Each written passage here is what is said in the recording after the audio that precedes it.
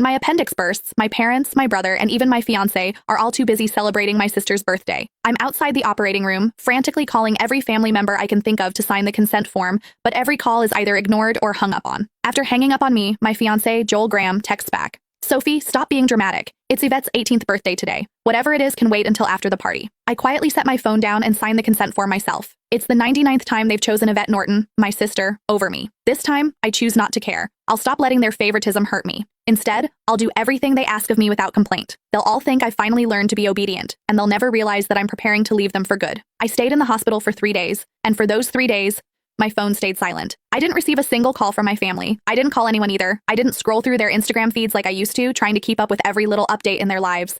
Instead, I just quietly rested in my hospital bed and dragged my weak body around for checkups and payments.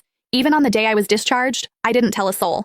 I simply packed my own things, endured the pain in my abdomen, and slowly made my way home. When I pushed the door open, the laughter inside the house abruptly stopped. Everyone was gathered in the living room. My fiancé, Joel, was sitting beside Yvette with his arm casually draped around her shoulders. The moment he saw me, he pulled his hand back and gave me an awkward smile. Soph, you're back? Where have you been these past few days? My brother, Joshua Norton, let out a cold snort. Where else would she have gone to? She just didn't want to show up to Yvette's birthday party. She always has to ruin things for her since she can't stand seeing Vivi happy. I didn't say a word. I just headed straight for my room. Joshua seemed surprised that I didn't argue with him.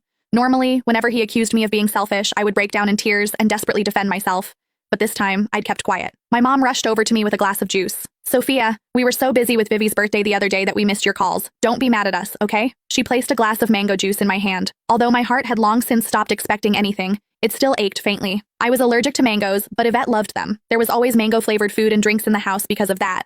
But no matter how many times I reminded them, no one ever remembered that I couldn't have mangoes. I handed the glass back to Mom and quietly stepped back. I'm not mad, I'll just go to my room. Just as I turned around, a loud noise came from the living room. Dad abruptly stood up and slammed his hand on the table. He screamed, "Why have you been walking around with that sour face ever since you came in? Your mother already apologized and even gave you your favorite drink? What's with that attitude? It looks like we've spoiled you too much." My heart twisted, and even breathing hurt. Tears blurred my vision, but I still lifted the glass from Mom's hand and drank it all in one go. I then gently set the empty glass down and wiped away my tears. I calmly looked at Dad. Yvette's the one who likes mangoes. I'm allergic to them, but it doesn't matter. I already drank it all. Can I go to my room now? Sophia, why didn't you say something earlier if you were allergic to it?